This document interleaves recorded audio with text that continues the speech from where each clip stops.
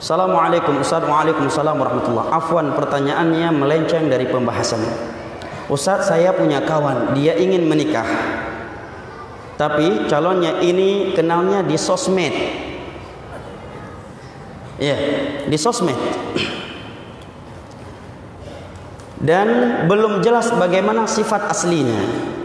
Sedangkan dia tidak mau akhwat pilihan orang tuanya karena takut beda pemahaman.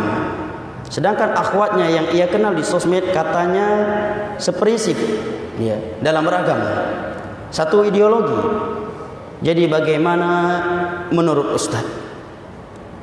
Dia tidak mau pilihan orang tuanya, sedangkan orang tuanya tidak mau calonnya yang dia kenal di sosmed. Dia dan orang tuanya sama-sama keras, Ustaz. Tidak ada yang mau ngalah. Dan calonnya ini orang Jawa Barat. Dan dia belum pernah ketemu sama sekali. Kemudian ada catat, kawan saya masih kuliah, Ustaz. Mohon sarannya, Ustaz. Jazakallahu khairan. Katanya yang bawa urang tuha lagi banda. Yang menurut drone urang tuha kamu. Yang sudah banyak makan garam. Kibang bawa saya ini. Ini ada beberapa sisi keanehan. Yang pertama, dia mampu memastikan satu pemahaman, satu prinsip. Padahal dia katakan tidak kenal kecuali di sosmed. Inilah salah satu kondisi generasi micin. Sekedar kenal di sosmed, dia langsung merasa dirinya sudah cocok. Kebanyakan makan micin. Padahal dia sendiri menyatakan belum tahu aslinya. Kemudian berani memvonis dan melawan pilihan orang tuanya. Ini yang pertama. Yang kedua, sosmed tidak bisa dijadikan standar di dalam menilai seseorang, karena banyak orang yang pakai nama yang tidak asli. Namanya Abu Fulan, Abu Muhammad, bagus namanya. Rupaji pekaten Abu Nawas. Postingannya Masya Allah, ketaatan semuanya. Dia sendiri di balik postingannya 180 derajat beda dari itu.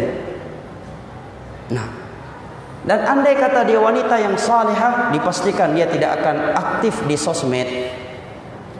Dia nggak akan aktif di sosmed karena dia tahu firman Allah Jalla wa Ala, wa qarna fi buyutikunna wa la tabarrajna tabarrujal jahiliyatil ula. Dan khawatir kalau dapat istri sosmed, nanti jadi lahir anak jadi raja sosmed. Ini yang perlu diperhatikan. Berikutnya, antara pilihan orang tua dengan pilihan kita. Datang sebuah hadis Nabi SAW secara umum. Nabi katakan, ridallah fi ridal walidain. Kecintaan Allah pada kecintaan kedua orang tua.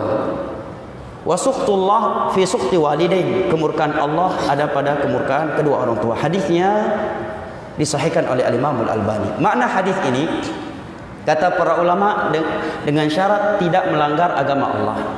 Andai kata pilihan orang tuanya tidak cacat agamanya, lantas ia memilihnya dalam rangka bakti kepada orang tuanya dan agar orang tua yang tidak sedih, mudah-mudahan Allah jadikan itu sebagai sebab kebaikan untuknya.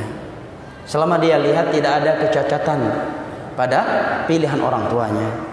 Tapi kalau dia tahu pilihan orang tuanya cacat dalam agamanya karena mungkin ideologi orang tuanya yang belum lurus dalam beragama, maka kalau dia menolaknya dengan cara yang hikmah, dengan akhlakul karimah, para ulama sebutkan ini bukan bentuk kedurhakaan. Karena Nabi telah memerintahkan kita dengan sabdanya, tunkahul mar'atu li arba' limaliha wa jamaliha wa lihasabiha wa lidiniha fadhfar bidatid din taribat yadak. Hadis riwayat Al-Imam Al-Bukhari dari Abu Hurairah radhiyallahu anhu. Wanita itu dinikahi karena 4 hal. Karena hartanya, kecantikannya, dan keturunannya, bangsawan, dan karena agamanya. Maka prioritaskan wanita yang beragama, wanita yang sempurna agamanya. Para ulama ketika mensyarah hadis ini sebagian mereka menyebutkan Yahudi zaman dahulu lebih memprioritaskan wanita dari sisi hartanya. Nasara lebih memprioritaskan wanita dengan kecantikannya. Orang Arab dengan keturunannya. Orang Arab kalau ada dua wanita, satunya cantik dan satunya lagi kurang cantik, tapi yang kurang cantik ini dari kabilah besar, maka mereka lebih memilih yang kedua ini. Datang Islam memprioritaskan bagian agama. Persentase cantik penting, ya. Bukan sekedar hafizah, karena kita nggak cari imam salat, yang kita cari istri, ya kan? Kecantikan perlu, iya, diperhatikan. Hartanya juga demikian, ya. Sehingga hartanya bisa dimanfaatkan untuk agama Allah daripada dinikahi oleh lelaki yang hartanya akan digunakan untuk berjudi dan yang lain-lainnya. Keturunannya juga pun penting untuk diperhatikan, karena itu akan menjadi sebab kemuliaan seorang di tengah-tengah masyarakat. Tapi persentase yang paling penting untuk diprioritaskan adalah persentase agama. Nah. Maka kalau demikian dia tidak durhaka. Cuma masalahnya dia kenal di sosmed. Bagaimana dia mengetahui akhlaknya baik. Para ulama menyebutkan beberapa tips untuk mengetahui karakter dan akhlak seseorang. Yang pertama, kawan dekat dia. Kawan dekat nggak mesti dengan teman di Facebook, ya. Ya. Banyak temannya abu-abu semuanya. Padahal di balik abu-abu itu Abu Nawas. Ya. Atau semisal dengan teman dekat dia sehari-hari dikenal wanita yang salihah. Apa dalilnya? Hadis Nabi SAW yang sahih. Nabi bersabda, "Al-maru ala dini khalilih." Seorang itu akan terbawa dengan agama orang terdekatnya. Pepatah Arab menyatakan, "Anil mar'i la tasal wasal qarinahu fa innal qarina bil muqarani yuqarinu." Bil muqarani yuqarinu. Kalau kamu ingin mengetahui tentang seseorang, tak usah engkau bertanya kepada orang siapa dia. Enggak usah kau tanya siapa tu ukhti. Tanya saja kepada orang siapa kawan dekat itu akhwat, itu ikhwan, itu akhi. Karena orang itu tidak jauh dari kondisi kawan dekatnya. Kawan dekatnya Abu Nawas, walaupun dia Abu Muhammad, dia Abu Nawas juga. Fa innal qarina bil muqarani yuqarin. Karena orang itu tidak jauh dari kebiasaan kawan dekatnya. Nah, ini yang pertama. Yang kedua dilihat, kalau dia dilihat di sosmed, lihat tulisannya. Para ulama terdahulu menyatakan, idza kataba rajulun kitaban arafna aqlah. Kalau seorang sudah mulai membuat tulisan, maka dari tulisannya kami bisa mengetahui kadar akal dia. Ya. Maka sebagian ulama menyatakan akal ini banyak kekurangannya, ditutup oleh diam. Begitu seorang mulai bicara atau nulis sesuatu, langsung terlihat ke permukaan manusia bagaimana akal dia. Bahasa tulisannya, bahasa dia berbicara, itu menggambarkan akal seseorang, kata para ulama.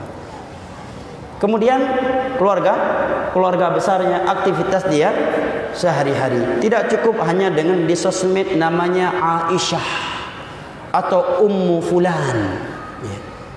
Dalam keadaan kita tidak mengerti aslinya.